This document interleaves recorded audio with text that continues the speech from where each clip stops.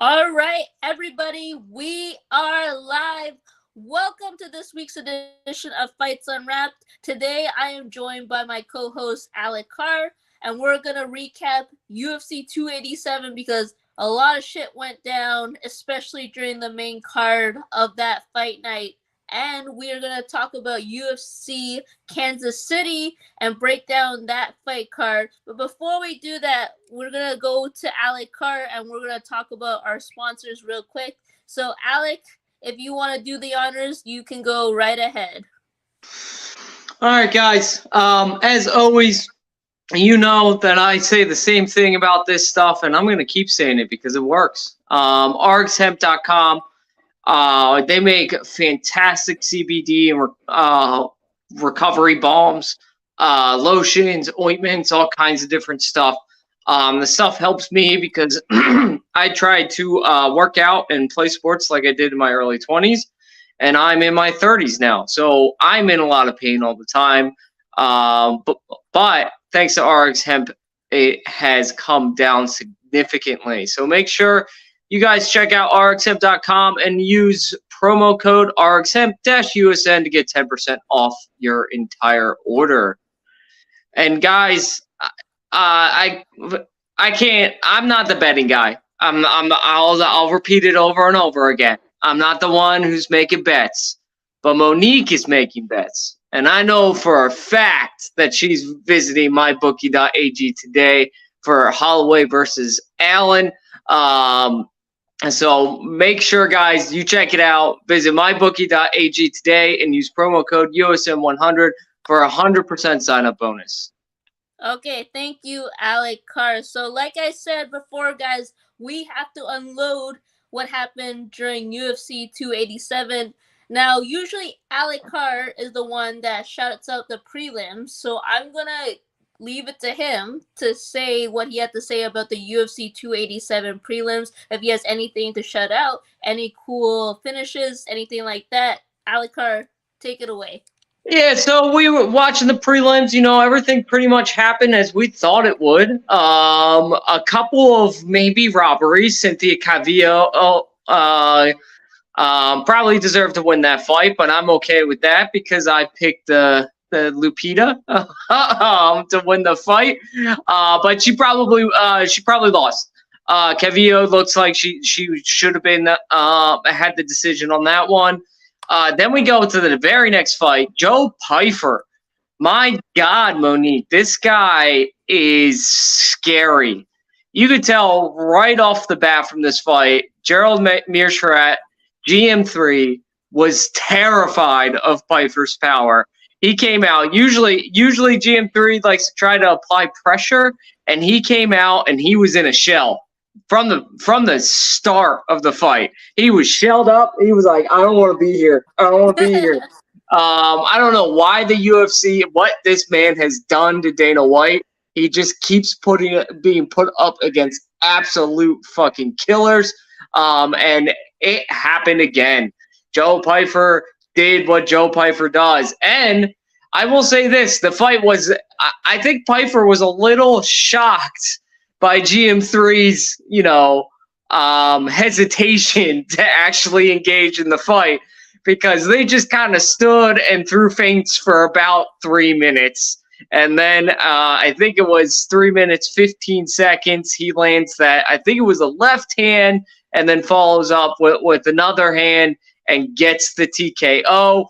The middleweight division, who do you think is next for Joe Pyfer, Monique? Do you think he gets a ranked opponent?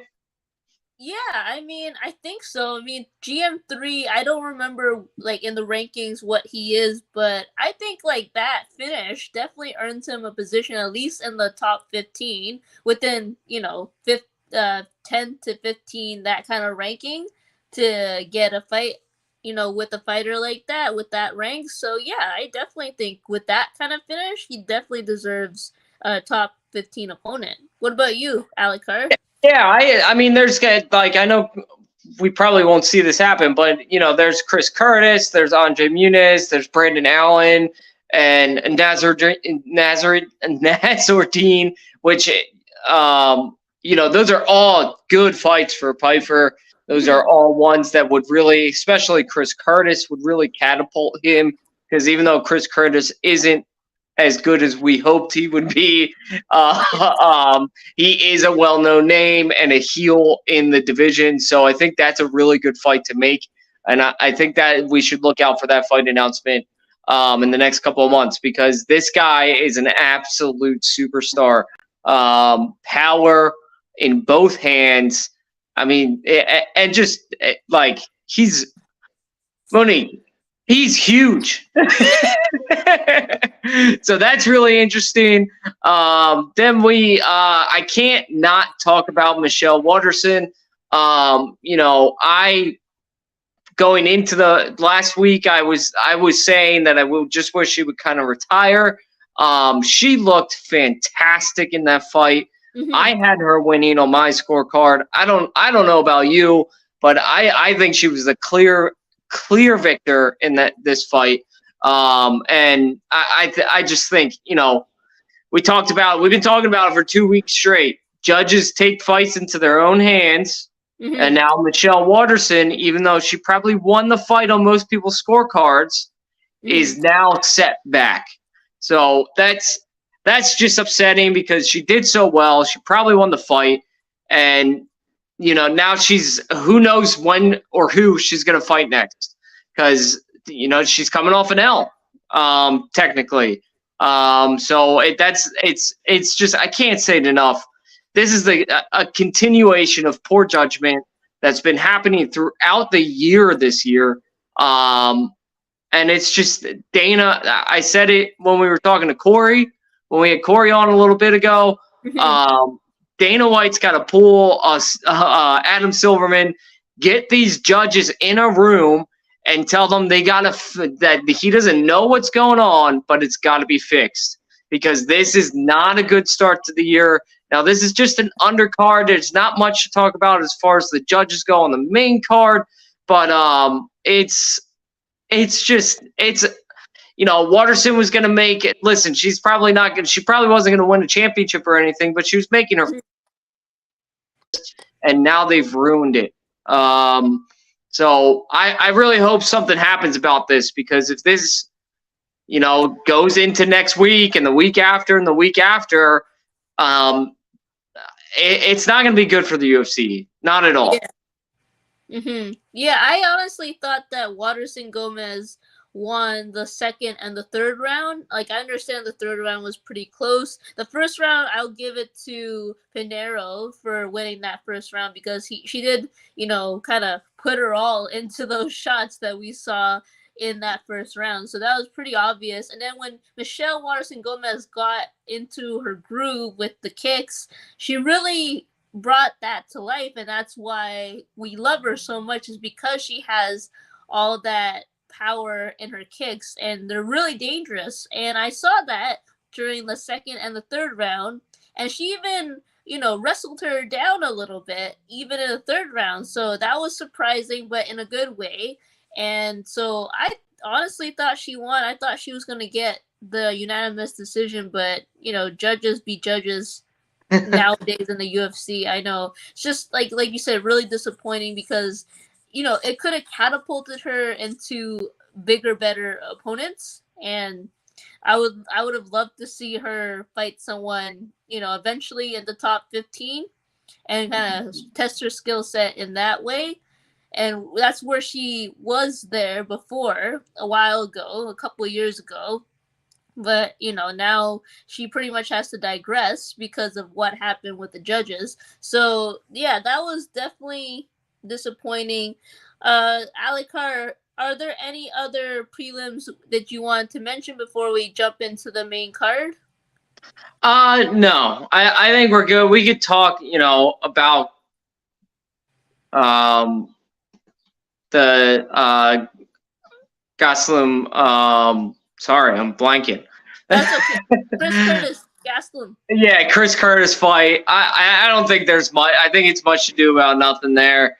I don't really care. Some people said Curtis won.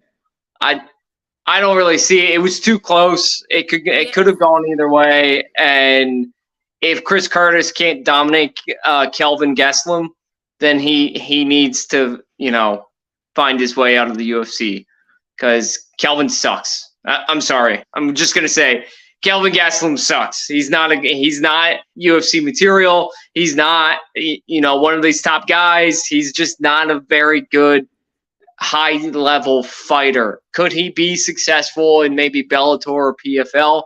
I don't even know. Maybe he could because the middleweight divisions kind of promotion wide are really weak right now in all promotions. So maybe he could, but I don't. I just don't care enough to really talk about this fight at length. Did you have anything to say about that fight? I was like on the same page with you in terms of I thought that fight was really, really close. Both guys brought it. It was a brawl till the end. It was quite. I thought it was kind of entertaining because that's the type of fighting that I like to see when it comes to middleweight standing up against each other, and at least they were doing something the entire fight, just trading shots the entire time. So who do I thought won? Like you said, too close to tell. It could have gone either way. So I think the judges didn't make a mistake when it came to Kelvin Gastelum winning. Kelvin Gastelum didn't surprise me, but that's not necessarily a good thing, right? Because I already know this is a skill set, and to face someone like Chris Curtis, who's getting up there, but not necessarily the highest caliber in the middleweight division, is not surprising to me that he won against somebody in that level, right? So, no, it wasn't a surprise to me. Kelvin Gastelum does have a chin on him, that's for sure. I'll admit that. But other than that, I think we can probably move on to the main card. And oh my gosh, everybody, we have so much to talk about during this main card. Literally every single fight was a banger, at least to me.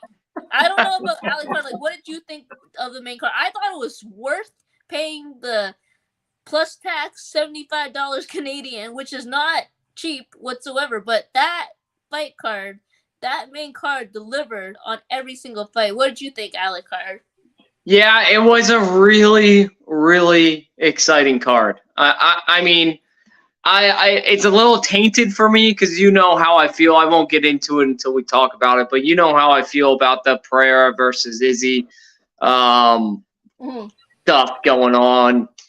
So we'll get into that when we get to the main event.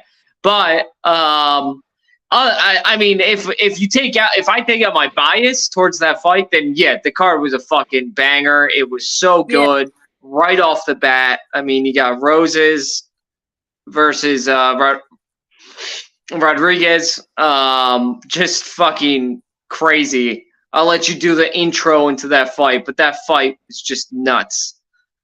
Yeah, so that was a bantamweight fight. If anyone didn't watch it, is Raul Rosas Jr. versus Christian Rodriguez, and a lot of people had the hype for Raul Rosas Jr. because he's only 18 years old. This is literally his second official fight in the UFC, and he's on a pay-per-view main card, which is incredible. Now we won't get into does he deserve to be on the main card? That's a different story.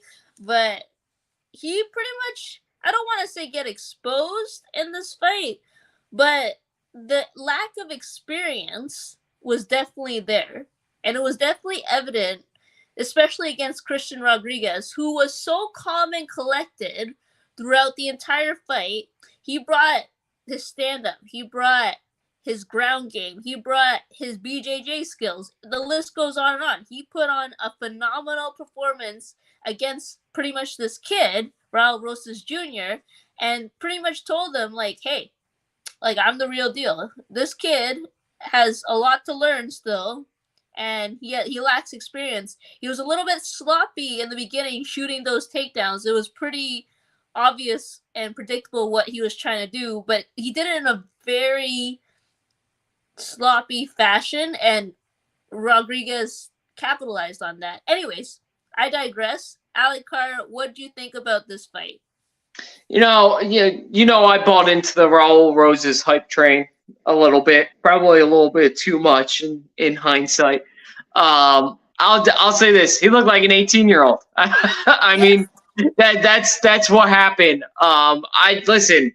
There are people who are trashing Roses right now, who are saying he's not what we thought he was. He's just another Dana, a Dana White privileged fighter, and the kid's 18, guys.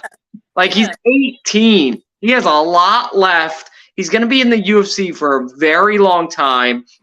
He clearly has the talent. He showed flashes of it. He really did, even though he didn't show many flashes. He did show flashes of talent. Christian Rodriguez, though, I mean, I got to give all the props to him because he's not that old either. He's 25 years old, coming into a fight where the other fighter has all the hype behind him and just shows the fuck up. Mm-hmm. So prepared, so ready. Roses has never fought somebody that prepared. We'll just say it that way. He's never been against somebody who's actually had professional training like that, who's been prepared for a fight. So that's how I look at this. But, I think people need to be talking more about Christian Rodriguez because that 25 years old to look like that, oh my God. I can't wait to see what's up for him next. A lot of people saying that he should get a ranked opponent next. What do you think about that, Monique?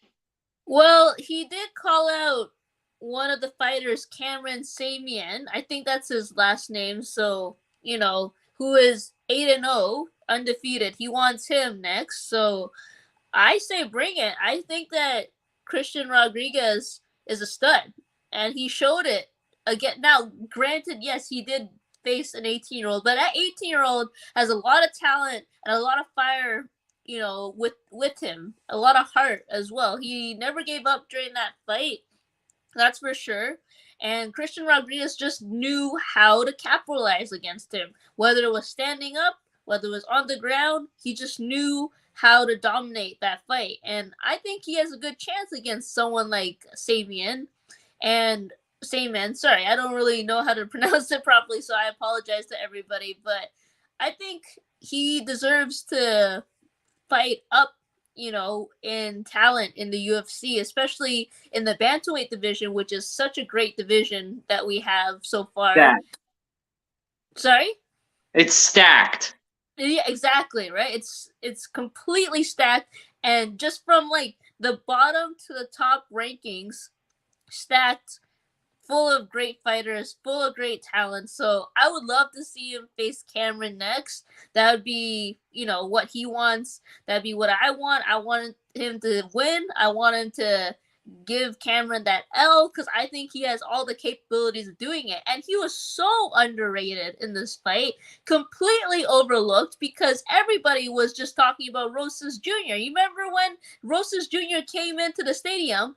It erupted. It reminded me of Sugar Sean O'Malley. Obviously, Conor McGregor-esque, right? Paddy the Baddy, same thing. Just like that kind of energy was all on Rosa's side. And then Christian comes out, and then nobody is really cheering for him. Nobody really knows who he is. And then afterwards, he made a name for himself after. And that's just what I love to see in this sport. I don't know about you, Alikar, but that really got me pumped up to see Christian Rodriguez, kind of do what he did, Yeah, I mean, I was, like I said, I'm in the Roses camp, and I still am. I'm not abandoning him. He's 18. Like I said, he's 18 years old. I think he does have that it factor. I think he has all the talent in the world. He's just got to figure out how to put it together against this top flight talent. But Christian Rodriguez, I mean, I'm in the same camp as you. I don't want him to fight a ranked opponent yet. He's 25. Let's get him a couple of fights under his belt and then go up in the rankings because, like you said, the bantamweight division is stacked.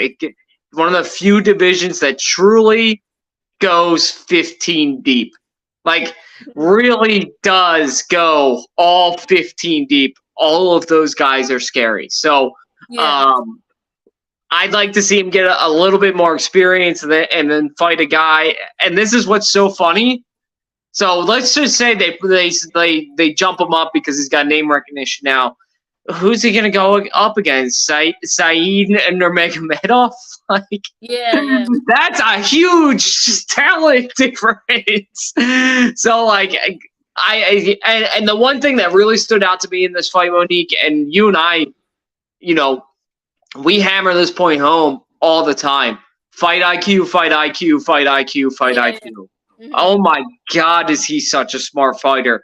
From inside the octagon to his call out. Like, he's just a really, really smart fighter. So there's so much ahead of him in his future. I can't wait. It's just going to be difficult once he gets into that ranked area. It's Yeah. difficult for anyone right now because they probably actually go, Monique.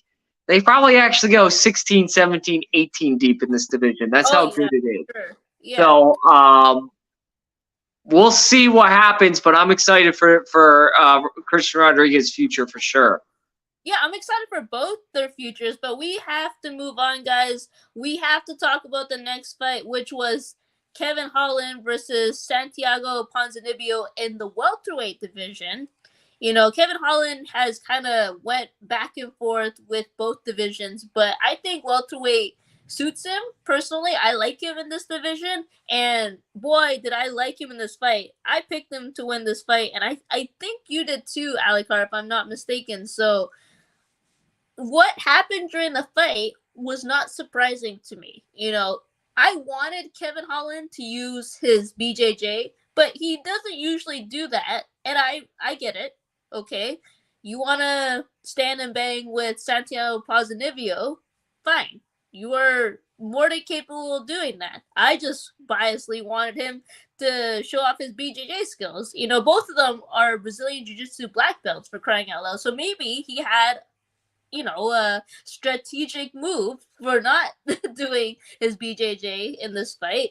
And so Ponzinibbio got caught in the third round by a really great punch by Kevin Holland, and I could watch that replay all day long. I don't know about you, Alikar, but that was clutch for me when I saw that from Kevin Holland. So what did you think about the fight? Did anything surprise you, you know? I mean, no, it's Kevin Holland doing Kevin Holland things. Like, listen, I love Santiago Ponzinibbio. Like, he's you know, could have been. He's one of the biggest what ifs in UFC history because he was on a run and a tear, and then he got hurt for like 3 years straight. So he really is one of the biggest what ifs in UFC history. Kevin Holland just did what Kevin Holland does. If you stand with Kevin Holland, you are putting yourself at risk. What shocked me was after the fight, we learned he had a broken hand. So Yeah. he did that with one hand. And it was classic Kevin Holland. The punch came out of nowhere. It came in so fast, and it was over. Like it was just a classic Kevin Holland victory. I know people hate him, but when he wins, man, Monique, it is so entertaining and so good for the UFC, to be honest with you. So I hope he stays at the welterweight division too. I hope he doesn't jump around again. Like, this is your home, man. Make it your home. Kevin Holland, you're never gonna be a champion, and I just want him to embrace that. But he'll always have a place in the UFC because he's always gonna put on entertaining fights, and he'll always be a threat for a victory. Because of the power that he has. So the future for Kevin Holland, I don't know what it holds, to be honest with you, Monique. But I do hope he stays in this division, doesn't keep jumping around. That's for sure. Okay, let us move on to the next fight, which, oh my gosh, I know Alikar has to turn out the lights and make everything brighter because I have this light on the background and this light shining in front of me. So you gotta bring it, right, Alikar? So anyways, point is this next fight Oh my gosh, I was out of my seat for this fight because everybody, well, okay, I shouldn't say everybody, but 95% of MMA Twitter, including myself, including Alec Carr, we were on the Adrian Yanez train. And for good reason, because he's a very well-rounded fighter. He's coming up, and this was his biggest test to date. Holy shit, did Rob Font ever show up? Did his boxing ever held up to the test of time? Now, a lot of people would argue, yes, Adrian Yanez made a mistake during that fight. He even admitted so himself. Fine. But Rob Font just looked incredible. He was getting hit himself. He had like a black eye, I think, underneath his left eye as well. So Adrian Yanez gave him a lot of shots to, pretty much digest in the face. But at the same time, Rob Font came out swinging. He chased him down. He literally, oh my gosh, the combinations he put, amazing. I have no words, Alec Carr. I have no words for this fight because this might have been my favorite fight of the night. I'm not going to lie, because I love the both of them. And I always said, even though I was on other shows, all my friends' shows, I said, I love Rob Font. I love Adrian Yanez. I didn't want any of them to lose, but somebody had to. And it was Adrian Yanez that fight. He made a mistake. A lot of people said, okay, fine. Maybe he was yelling at his coaches. No, he was yelling at himself because he realized he made a mistake during that fight. And then Rob Font capitalized. And I'm just so excited for him at this point. Like, will he be championship caliber? I don't know. I'm not going to say anything about that. But I think his boxing is just so underrated because a lot of people think about Max Holloway and Calvin Kattar. Rob Font is up there. Rob Font trains with Calvin Kattar as well. So just everybody needs to recognize who Rob Font is and that he's back in the game, and especially in this bantamweight division. So anyway, sorry, Alec Carr. I probably just did a whole Monique's rant of the week there, but I'm honestly so pumped when I talk about this fight. So I want to hear your thoughts. What do you think about the fight? Did it really surprise you? What parts of it did? What parts didn't? Tell me your thoughts. I mean, I wasn't that surprised by it. I picked Adrian Yanez, and I'm still in his camp too. I think he's an incredible fighter. I think he's going to bounce back from this and learn from this because he did make a mistake. And a lot of people who aren't giving Rob Font credit, I have one thing to say to you, who are calling Rob Font lucky. Luck is where skill meets opportunity. So, and that's what Rob Font did. He saw the opening, he took the opening. You have to be skilled in order to see that and take it. So, and Rob Font was putting together crazy combos. Again, like the Kevin Holland fight, this was Rob Font just doing Rob Font things. And last week, I tried to warn everybody, even though I picked Yanez too, I tried to warn everybody, watch out for Rob Font. This is not a walkover fight for Yanez. This is not a gimme fight for Yanez. This is a true test of talent for Yanez. Because Rob Font, I know he lost. I know he lost to Cheeto. I know he lost to Jose Aldo.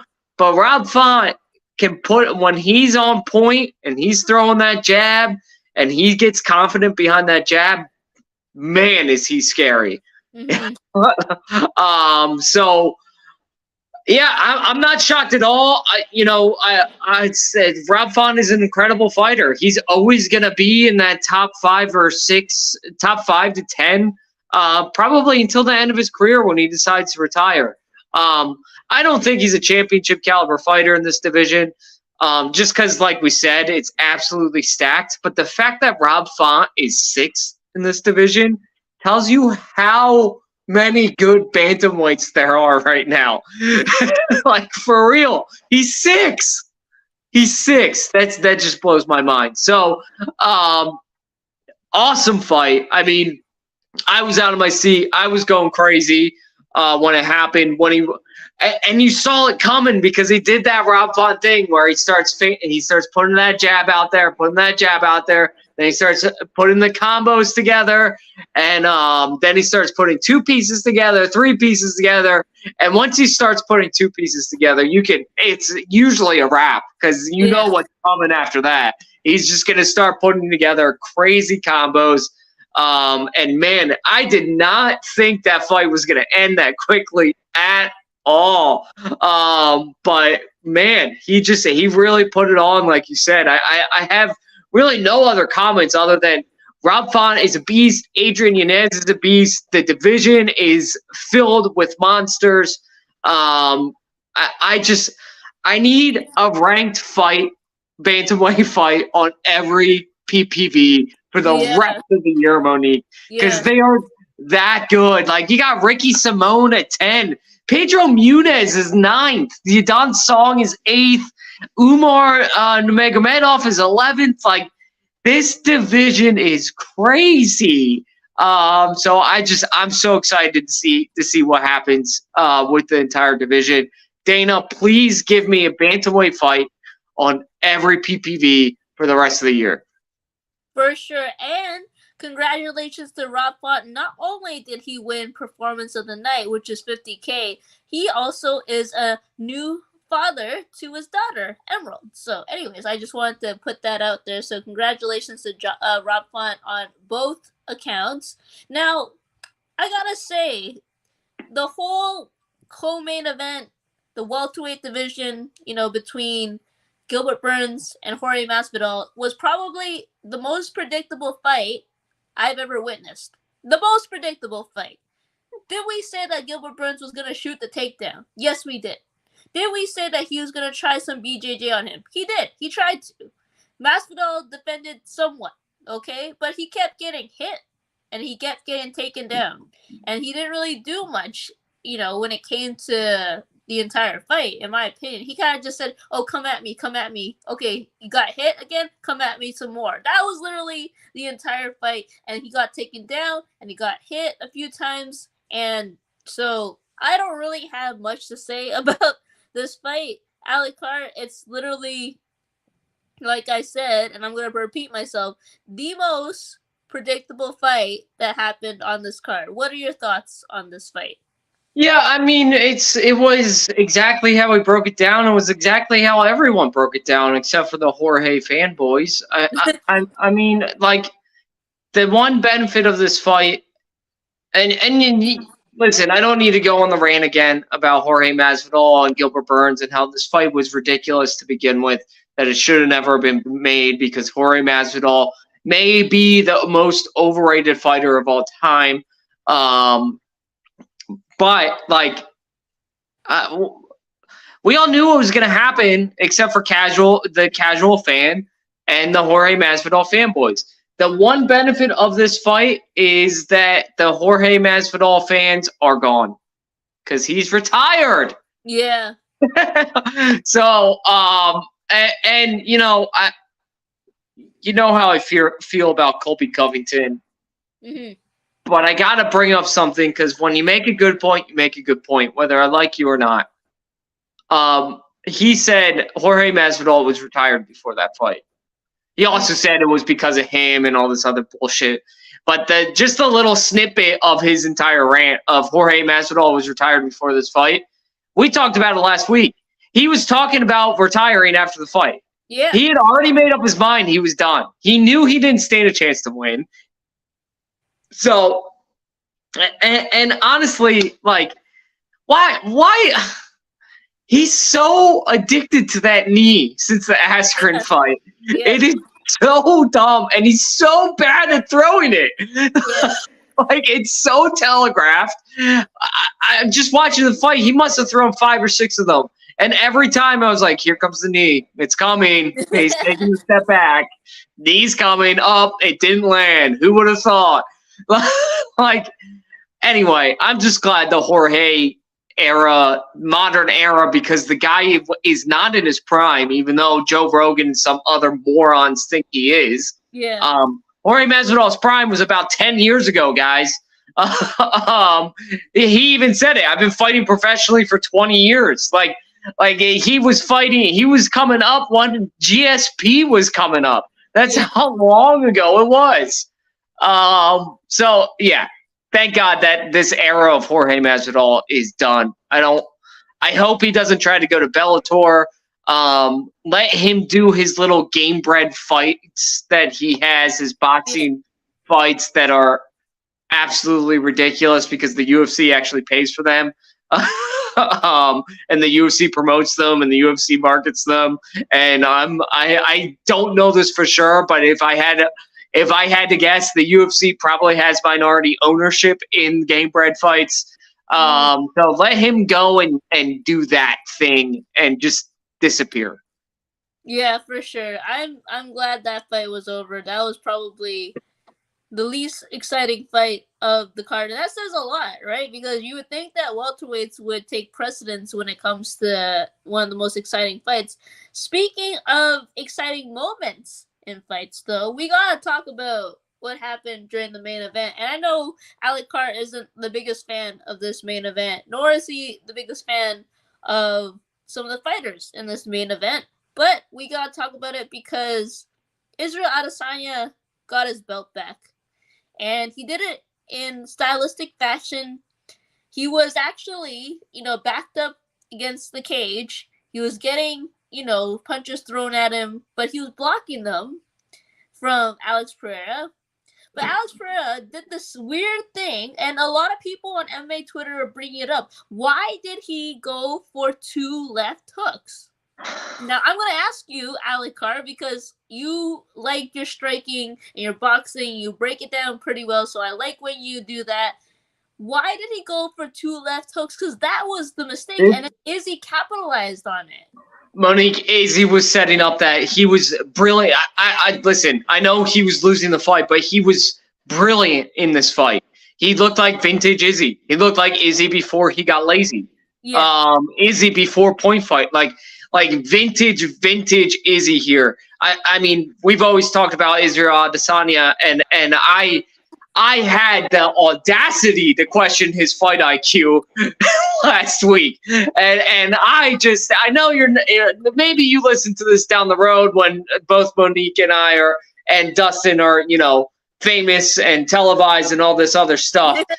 We hope is coming soon, but I apologize for questioning that fight IQ. He knew. He set up this shot from the very first second of the fight.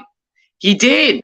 He got Alex Pereira to throw the left more often. He did. That's what he did. He got him set up. He took the leg kicks, which was I was like, dude, why are we going down this road again? Why aren't you checking these? What are you doing? There's no threat for takedown, so you could check these leg kicks. It's not like he's going to feign a leg kick and shoot the takedown. That's not what Pereira does. So why are you taking them? And he was really setting up that for Pereira to lead with that lead leg. I know it was a knee this time that started the initiation on a leg kick, but he was looking for him to lead with that leg and drop his left hand. That's what he wanted. It was clear from the beginning of the fight. I've watched this fight about 10 times now. And I think what MMA Twitter is suffering from is over analysis of the fight. We can break it down, and I think it's because everyone fell in love with Alex Pereira, except for me, apparently. And they were trying to figure out why this happened, what happened. Like Izzy didn't do it was almost like people were looking for excuses to why Izzy won the fight. And when you go looking for excuses, as well as I do, you're going to find them. Pereira pressured when he shouldn't have. He made a mistake. Izzy was not rocked. He connected strong, but Izzy was not rocked. He was not almost out, and Pereira rushed in. And when Pereira rushed in, he opened up and he started throwing, and he hit that, and he landed that beautiful fucking knee, by the way. Oh my God. That knee was incredible. Right. And Izzy put up the hand to block it, but it didn't matter because Pereira is so good with his striking. He went right around the hand and landed right on the ear. It was insane, that knee. But then he followed up. I think it was he threw the left, and then he came down with his right. Or no, he threw the right, came down with his left, threw the left, and then went to go throw left again. And Izzy, like that, he knew the 1-2 was there, the jab overhand, and he threw it, and it connected clean. Mm-hmm. Pereira had all of his weight going forward into the punch because he was rushing in. It was Izzy just, it was the fact that people are trying to discredit Izzy's technique in this is fucking ridiculous. Pereira himself said, yeah, I shouldn't have done that, but things happened during the fight, and the left was there all fight. I know it was only 2 rounds, but the left was there. Izzy left the left open. He did it because Pereira gets left happy when you do that. Yeah. And he knew it would happen, and he came over with the counter overhand, and he knocked him out. It was beautiful. It was beautiful. And I don't like either of these fighters. I got excited during this fight, though. I'll admit it, Monique. I got super pumped because it was like Izzy being Izzy again. Yeah. The stuff afterwards, I don't know what that was all about. Well, I know what it was all about, but I don't know why he felt he had to do that. I don't mind the bow and arrow thing afterwards. I mean, Pereira's been very cocky in his victories against Adesanya, so I don't mind that. The thing with his kid, part of me, I was listening to Henry Cejudo. By the way, guys, if you want to see the greatest fight breakdown, the greatest fight analyst and the best person to break down fights after they happen, watch Henry Cejudo break down fights. It is ridiculous. Yeah. But I was listening to his breakdown of this fight, and Cejudo was kind of like, I wouldn't do anything like that, but I gotta be honest. Part of me thought it was cringy, and the other part of me thought it was hilarious. Yeah.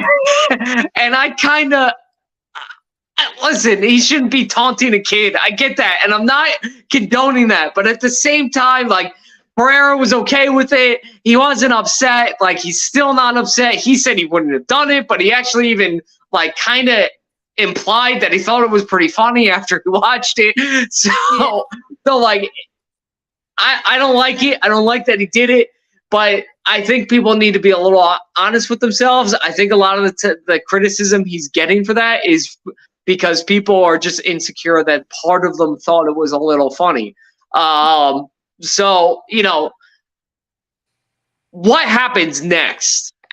That's the question for this division, and that's the question we have to spend some time on, Monique. So I'll shoot it back to you. What happens next for Pereira? What happens next for Izzy? And what happens next for this division? Yeah, okay. What's it called? For some reason, it was crackling a little bit when you were speaking. I'm not sure if you caught that, but right now it's not doing that. I'm not sure if it does that on your end, but we're going to watch out for that. Don't worry, guys. So I think what's going to happen is that Alex Pereira should go up in division. That's what I think should happen. I think a lot of people are predicting that to happen. And I think that Israel Adesanya, fine. We have Paulo Costa versus Khamzat Chimaev, rumored to be in October in Abu Dhabi. That fight... Monique, real quick, why is it in October? Why do we have to wait this long? I don't know, man. I have no idea. That's crazy, right? So... Yeah, so it's okay. No worries, man.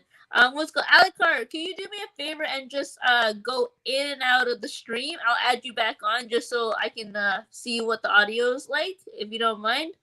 Yeah. Thank you. Okay, let me just add Alec right back in, and hopefully the audio will be better. And so we're talking about what's happening, after the whole Israel Adesanya Alex Pereira fight. What I think is going to happen is that Israel Adesanya is going to stay in that division. Say something, Alec Carr. Oh, hello? Yeah, it's better. It's way better. Okay, perfect.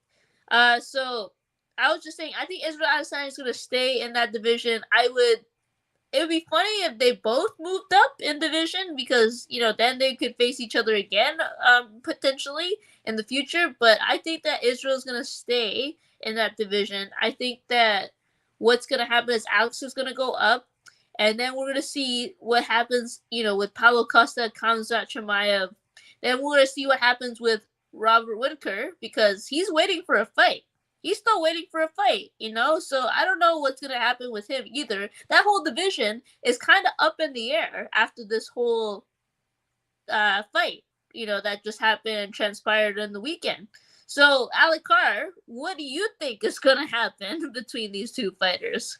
So what I think is going to happen and what I want to happen is totally different. And I can't believe I'm saying this. The trilogy has to happen, in my opinion. I don't think it will, but it has to happen. Because I've been very vocal. I don't think Pereira wants to move up. No, I don't think he wants to fight anybody else but Izzy. Maybe this fight changed his mind. But I still get the feeling that he just wants to fight Izzy. Again, Henry Cejudo and some other people have said the same thing of kickboxing is a different sport, guys. It's a different sport. Listen, he's 3-1 against him in kickboxing. He's 1-1 against him in MMA. So I think the trilogy needs to happen. And the main reason I think the trilogy needs to happen is not because I want to see it again. Yeah. It's because Khamzat Chimaev has to fight someone before he gets the title. And I'm going to say something, and I can't believe I'm saying this. It actually, pains me. It hurts my heart, Monique, to say what I'm about to say. I don't believe Robert Whitaker didn't get a fight offer for Khamzat. Whitaker said that last week. Yeah. I don't believe him. And it pains me to say that because I love Robert Whitaker. He is class personified. But I think Khamzat Chimaev is such a scary fighter to all these other guys. Yeah. He weighs almost as much as Pereira right now. Yeah. Like the guy's huge.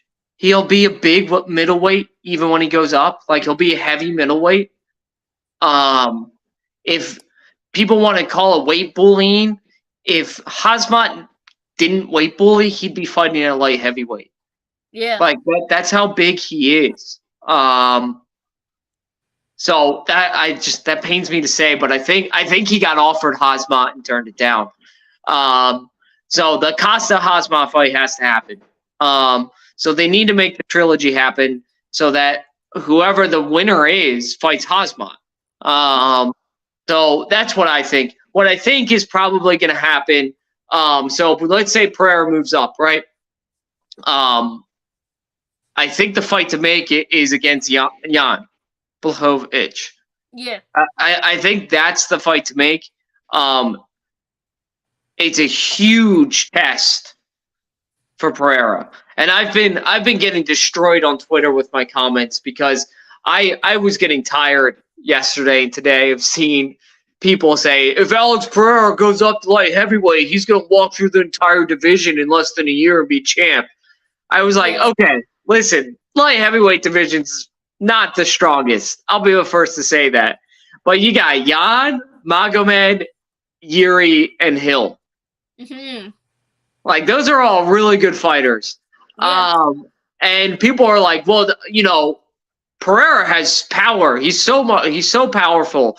And I'll just say this again. You have Jan. You have Jan, Magomed, Yuri, and Hill. All guys with power. With just as much power as him. Mm-hmm. The biggest issue is all of those guys where, Jan's not known for wrestling. Neither is Yuri, but both of them can do it at a more than decent level. Mm-hmm. Pereira has zero takedown defense. I don't care if he's been training Brazilian Jiu-Jitsu for 6 months. That does not prepare you to fight against a guy who's been training takedown defense and offense for their entire life. Yeah. It doesn't get you ready for that. It won't. I mean, we saw it in the first Izzy fight. Izzy was able to take him down. If Izzy can take him down, what do you think Jan, Yuri, and Magomed are going to do against him? Yeah. Especially Magomed. Yeah. Like Magomed will just fucking lay on him. Yeah. And people are like, well, if they stand up with them, and I interrupt them when they say that because they're not going to stand up with them. Why would you stand up with Pereira? Yeah. What? If you have the ability, the only reason Izzy stands up with Pereira is because Izzy sucks at taking people down. Yeah. So that's, listen, I think it's a bad decision for Pereira to move up. I really do, because part of me wants him to, because I want him to be exposed, because all of the Pereira fans are still saying he's one of the greatest fighters in the UFC, and he's just not. He's not. He got gifted and fast-tracked against opponents. We're talking about, what opponent are you going to turn back to and be like, oh, high-level MMA? Yeah. Sean Strickland? Bruno Silva, who's not even in the UFC anymore? Like, come on, guys. What are we talking about here? And I'll just end it with this. Alex Pereira, I'll give him credit. He is a very classy person. Yeah. He wins and loses with respect. And he earned a lot of my respect in that way. The way he reacted to the loss to Izzy, I at least respect him a little bit more than I did before. Mm-hmm. But he's just not an MMA fighter, guys. He's just not. He can't defend against the takedown. I don't care how much BJJ he's doing with Glover Teixeira. I don't give a shit. He would have to do it for 5 years straight. He's also 35 years old. He's been fighting for a very long time, too. So his 35, his fight age is probably around 40. Yeah. I think he has 1 to 2 more fights in him, Monique. Yeah. So I think it would be foolish not to run this back a third time. Yeah, for sure. I definitely agree with you. And I honestly think that the reason why there are so many Alex Pereira fans is because there's a lot of Izzy Adesanya haters. That's the reason why. And it's pretty obvious. And that's not just with this fight between these two fighters. It's with every single big rivalry out there, that has happened. If you're not a GSP fan, it's because you're a Matt Serra fan. Like, you know what I'm saying? It's like one of those kind of things. Yeah. Right? Yeah, I will say this, though. Khamzat Chimaev's coming for the middleweight division. He's coming. And guess what? After he gets that belt, he's probably going to go back down the welterweight and destroy the welterweight division. And guess what? After that, he might try his hand in the light heavyweight division. Yeah. I see him kind of doing what Conor did. I don't think he'll defend belts. I think he's just going to collect them. So I'm excited for that. For sure, for sure. Anyways, guys, that was our recap of UFC 287. But it doesn't end there, guys. We have a fight card to talk about, which is UFC Kansas City. And so I know Alucard is not the biggest fan of this fight card. I like some moments in this fight card, and we'll talk about that in just a little bit. I'm real happy with the main event. Real happy. I mean, that's literally the highlight. If anybody who says, like, what is the highlight of this fight card, it's honestly the main event. It centers around this main event. So, anyways, point is that in the prelims, we have to obviously give out some mentions. If not just one mention, maybe two, right? Alucard, you are the man when it comes to sharing your prelim mentions, so I'll give it to you because I think I know what they are anyways. What are your prelim mentions for UFC Kansas City? Yeah, I'm not going to start with the obvious one, guys. I'm going to start with Para Rodriguez, 9-0, going against Jillian Robertson. This Rodriguez is an absolute stud. She's an incredible fighter. And the strawweight division has to look out for her. I know she's 30 years old, but she's never lost. Her decision win against Hansen and Sam Hughes were absolutely phenomenal. Her win in the Contender Series was absolutely phenomenal. She's an incredible fighter, so you guys need to watch that fight. Then the obvious one, Brandon Royval is somehow on the prelims. One of the top-ranked flyweight fighters is on the prelims because little guys get no love. And I take offense to that as a known little guy.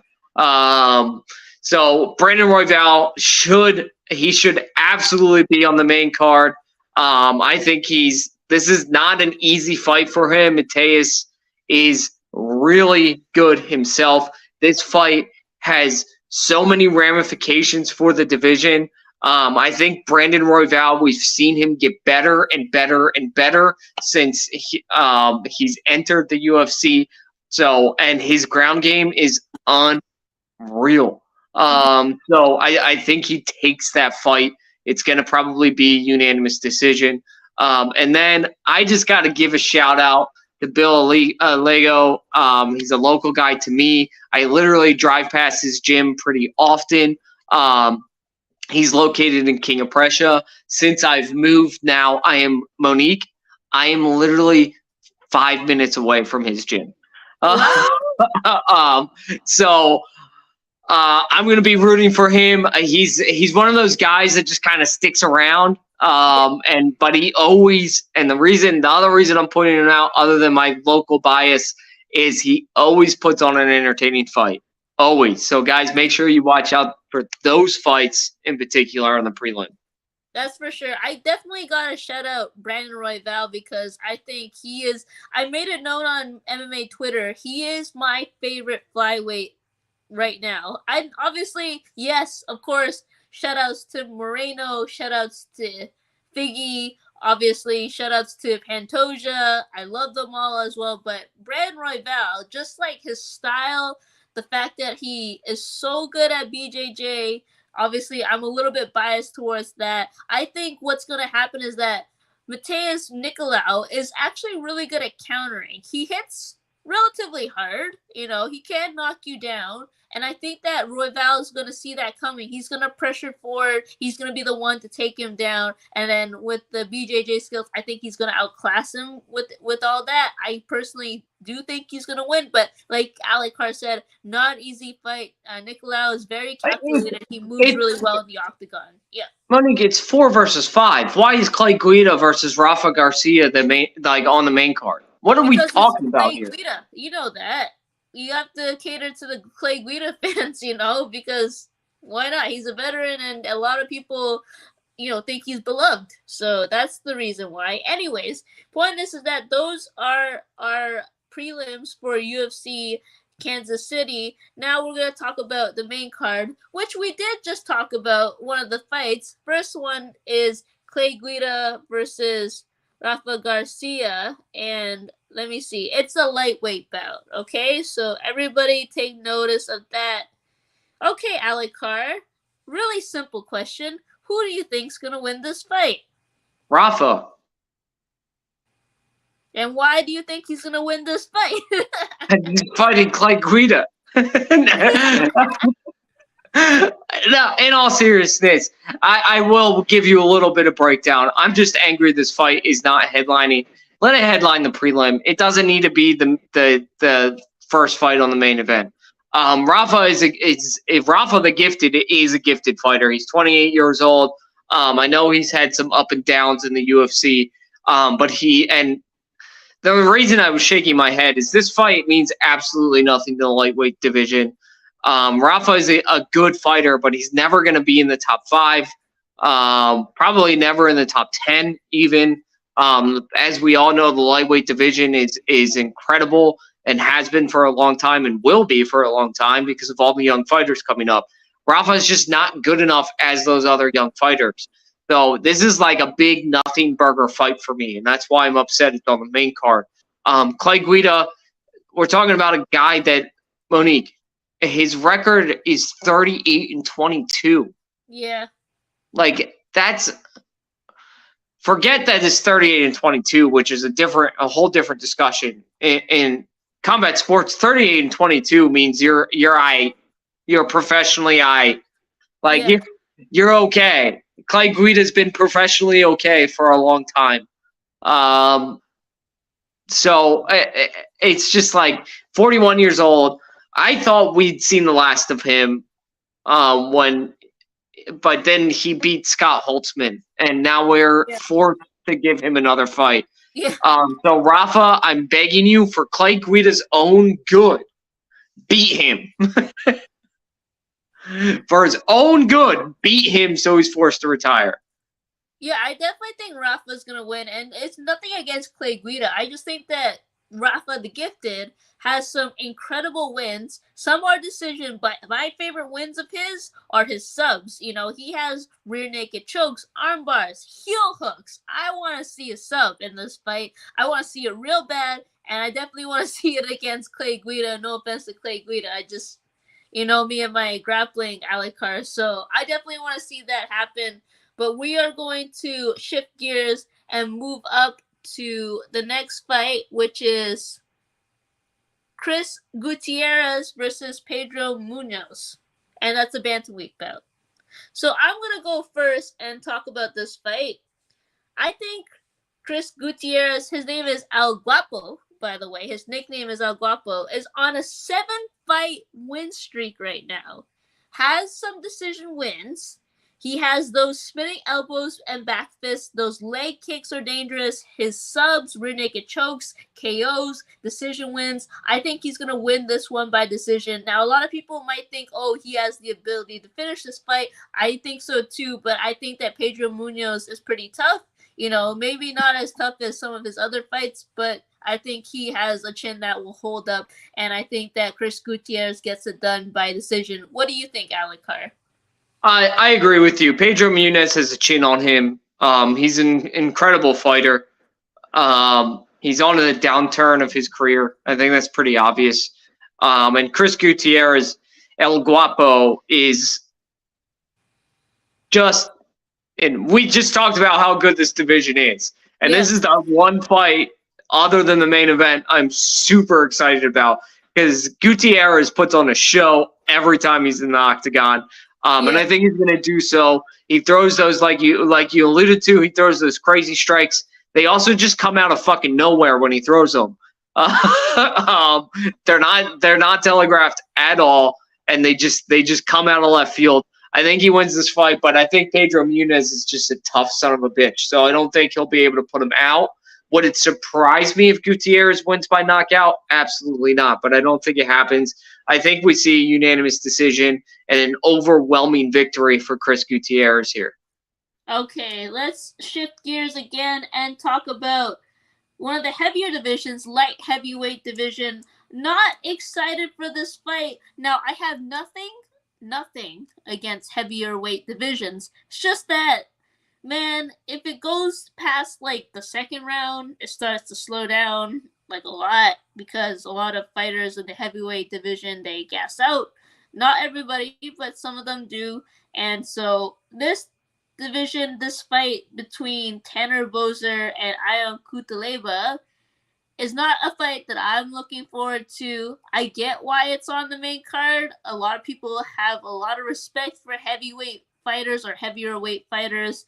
And usually, Alikar, I will tend to side with my Canadian brothers and sisters. Speaking of which, UFC 289 is in Vancouver, Canada, and I am going to that event, so I'm super excited. I'm hoping they put on more, fights there that are more, high-level fighters. Anyways, point is that Tanner Boser, I'm sorry, I usually would pick you in this fight, and a lot of people did pick him in this fight. I don't know why I'm leaning towards Ion Cutelaba. Maybe it's his resume that's speaking to me. He is the Hulk for the reason. He's on a 3-fight losing streak, unfortunately, but those losing streak, losses are to Walker, Spann, and Ankalaev. So, obviously some of the great things about him is that he has incredible punches, dangerous elbows, and I think he might get the decision win. I don't want it to go to decision because, like I said, they slow down during the third round, especially, or even halfway throughout the second round. So I'm hoping there'll be a finish, but I don't think that's going to happen against Tanner Boser, So I think that Ion Cutelaba gets this to the decision win, and it won't be an exciting fight. Alec Carr, what do you think about this fight? I agree with you. I don't know how Tanner Boser is coming down to light heavyweight.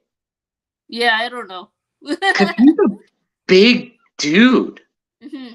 And he had to lose a lot of weight for this fight because he was even a bigger heavyweight. I know it was a lot of, like, I'm not trying to be mean here. I know it was a lot of fat, but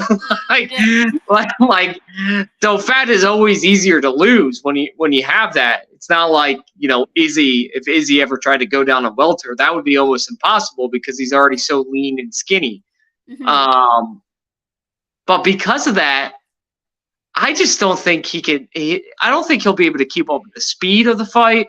I don't think he'll be able to keep up with, like, the stamina. Like, heavyweight stamina versus light heavyweight stamina is totally different. Yeah. So it's an odd fight for me. Ion Cutelaba, if you lose this, man, you're out of the UFC. That's how I feel. Because Tanner Boser is not, even in the light heavyweight division, which is far weaker than the heavyweight division. Let's just say he wins this fight. He's not beating anybody else in this division. So Ion Cutelaba, you better win this fight. You better win.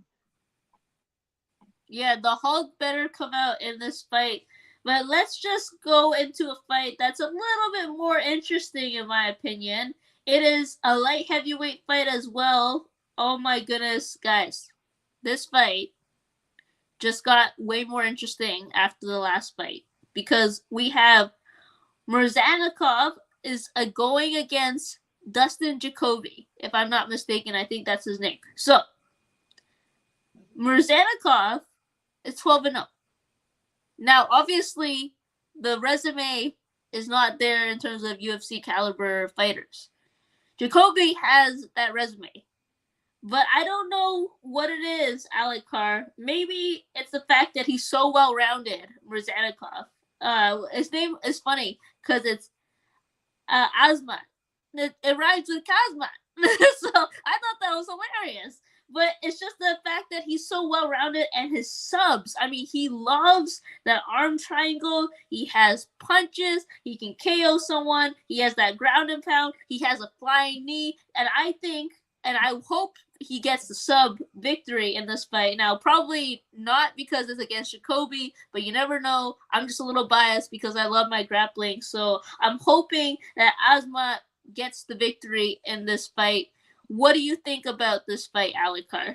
Yeah, I mean, Asmat, for those who don't remember, Asmat was the guy who shockingly beat Tafon Chukwi. No, not a lot of people saw that coming. Chukwi was being billed as the next great African fighter. And when he came out, he dominated that fight and ended up winning in round 3 with the flying knee. Yeah. This guy, like, Asmat, like, I'm really interested in this fight. Listen, I'm not a big believer in Dustin Jacoby. I'm just not. I know he's a good fighter, but I don't think he's ever going to be elite. Mm-hmm. Asmat, on the other hand, he keeps showing, he hasn't fought. The 2 fights in the UFC haven't been against really Chukwi. We've discovered has a lot of learning to do before he's ever going to be taken seriously. But beating Devin Clark, like, neither of those victories are like, they're both names in the UFC. They're both solid fighters, so it's not like he was fighting unknowns. Asmat he could cause some serious problems in the lightweight division and really mess up a lot of people's plans in this division.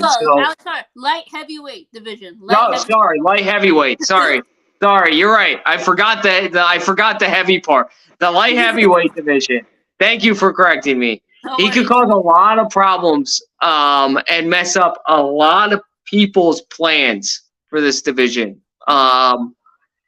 And it's exciting because this is a division that needs talent like him to come in and save it. So I expect after he beats Dustin Jacoby to be kind of fast tracked to the top. Yeah. So I listen, I think he wins. I don't know how he wins because he could literally win by knockout, Monique. He could win by submission, or he could just win in a dominant decision. If I had to guess, I'm not going to play it safe here. I think we see a submission against Jacoby. I think that's how we're going to see it play out here. Okay, guys. So, the next fight is the co-main event of this fight night. And I'm going to warn you guys. I try my best, my very hardest, not to be biased towards picking the fighters that I pick. But oh my God, is it really hard on a fight like this one to not be biased, okay? So we have a featherweight bout. Edson Jr. Barbosa versus Billy Quarantillo, okay? So this is where my bias comes in. Because anybody that knows me knows I've been a Edson Barbosa fan for as long as I can breathe. Okay, so that's literally why this is really hard for me to pick, because I love Edson Barbosa so much. I think his resume speaks for itself. I think that he obviously has decision wins before, right hook that was very dangerous, body punches, and those leg kicks. Watch out for those, obviously. Anybody who watches an Edson Barbosa fight knows those leg kicks are money for him.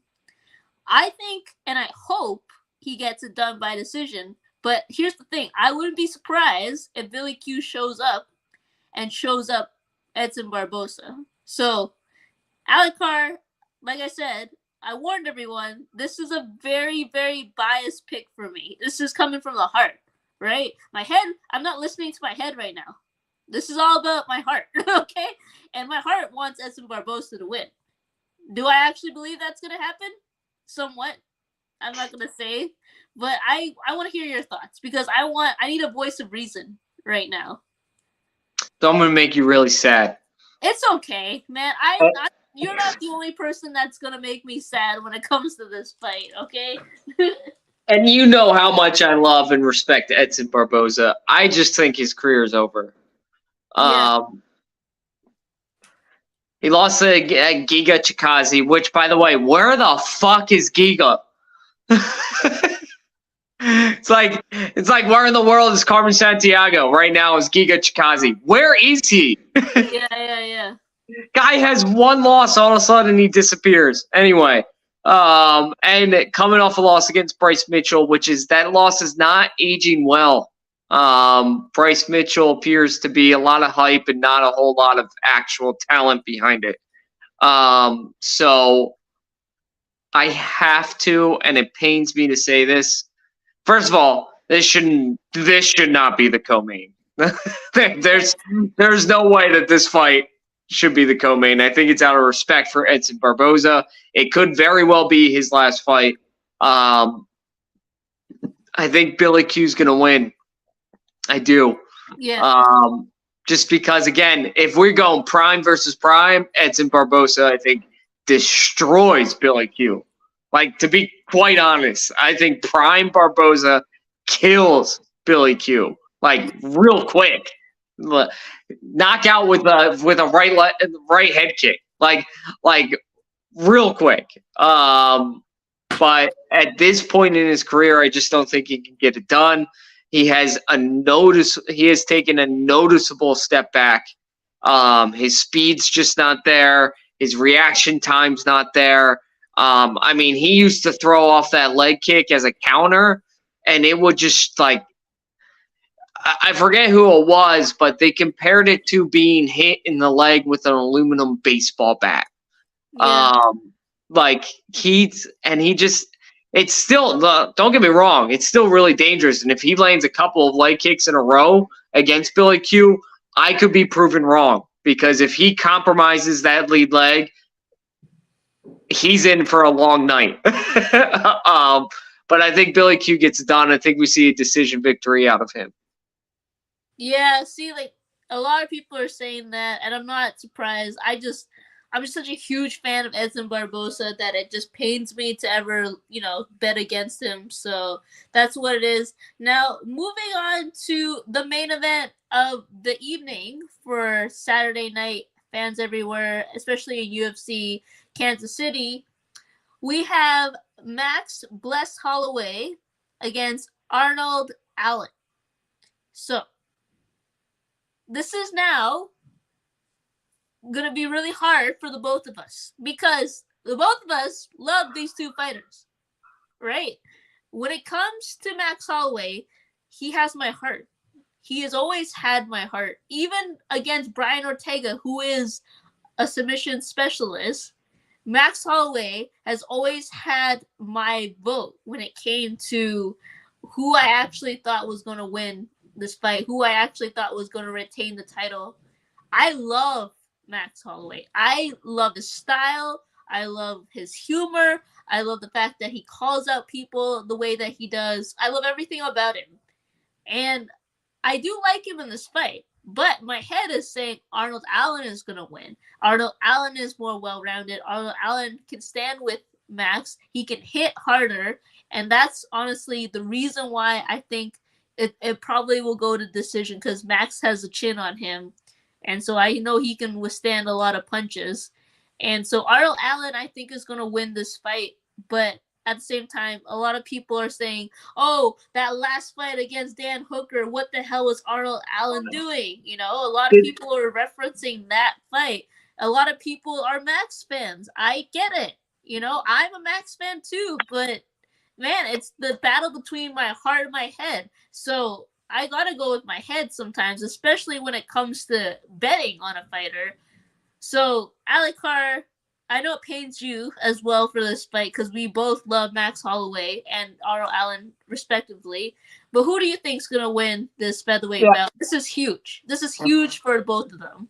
This is also a huge fight. Like, this to me, this should have been the real interim fight. If they were going to do one, this should have been the interim championship fight. These are the two clear-cut actual contenders, top contenders in the division, are Arnold Allen and Max Holloway. Yair Rodriguez would get smoked by Arnold Allen. I'm sorry. I'm just going to say it. I know Rodriguez has power too, but Arnold Allen is so well-rounded. And the fact that people are bringing up the Dan Hooker fight. He had Dan Hooker rocked. Of course he opened up. He had him rocked. He was trying to finish the fight. Like, he had Dan Hooker on the ropes, and you're bringing up that one clip of Arnold Allen? I have something to say to them. Did you not watch him fight Calvin Kattar? Yeah. Did you not watch him put on a master class against Calvin Kattar? If Max Holloway wasn't in the division, the best boxer, best striker in the division would be considered Calvin Kattar. So did you not watch that fight? Is that it? Like, did you just forget that actually happened?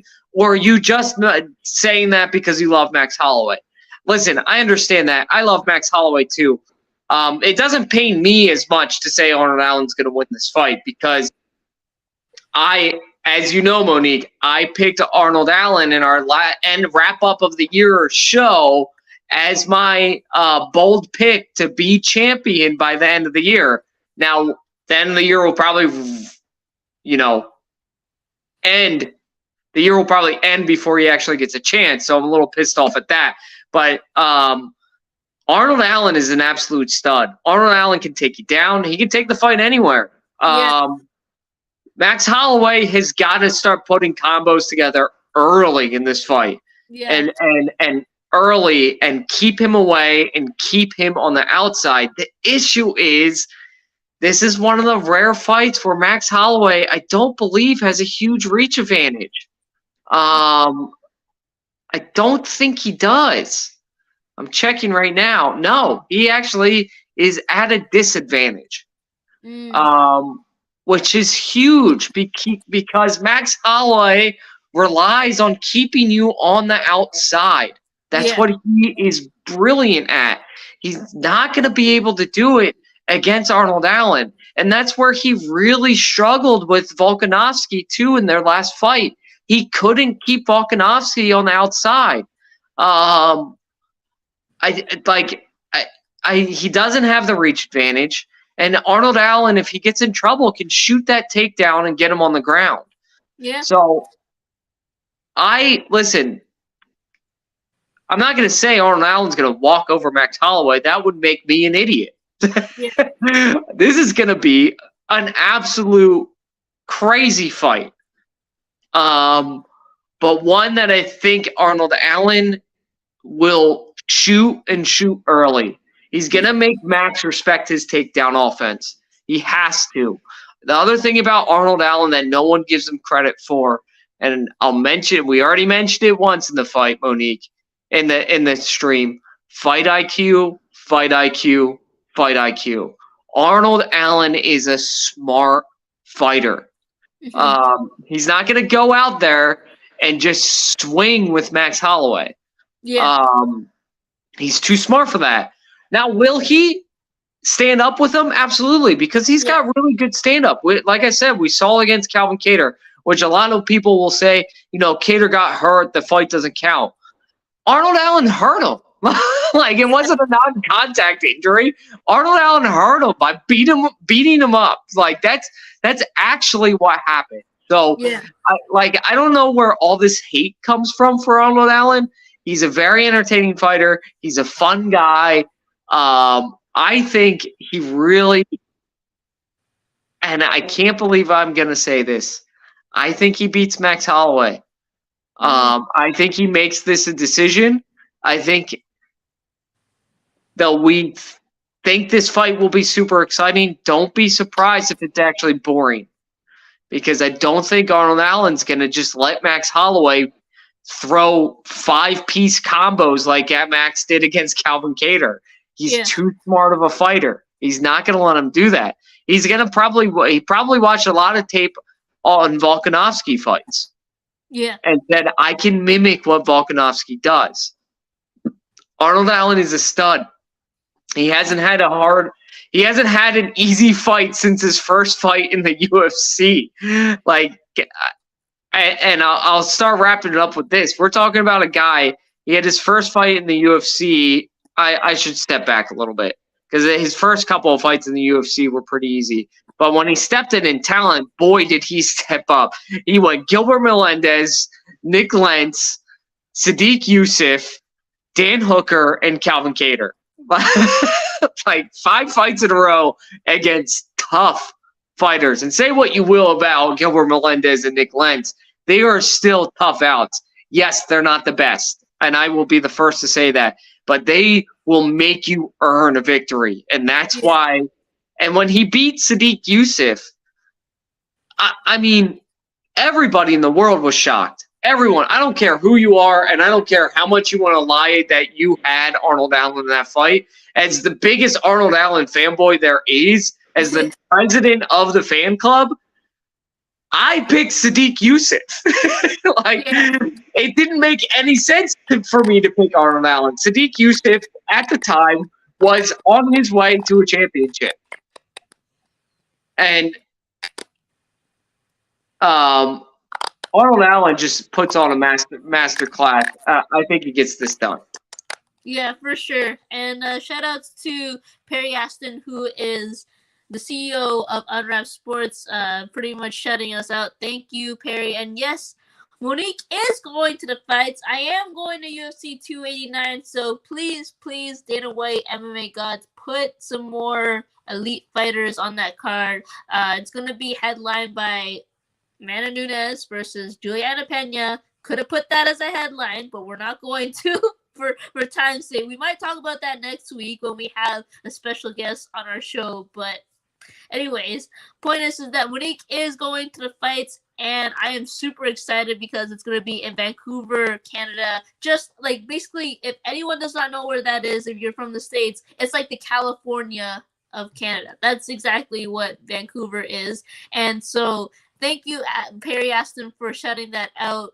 And I want to thank my co-host Alec Carr. Hopefully next week we'll have Dustin back, and maybe even CJ if he has time. That'd be great. We have a special guest who's a dear friend of mine. Her name is Lynn. She's going to talk about her MMA career, BJJ, as well as what's coming up for her tournament wise. So please tune in for that. And as always, we do have a fight card that weekend. We have Sergey Pavlovich versus, Blades. That's not the best card, but we're going to talk about it. Well, That's the reason why we have one of my friends going on the show and talking about her career thus far and pretty much her move. She wants to get into bare knuckle fighting. That's really where her bread and butter is. That's where she's eyeing right now. So just a little bit of a tidbit and a preview before our interview next week. And then obviously we're breaking down Pavlovich versus Blades. So just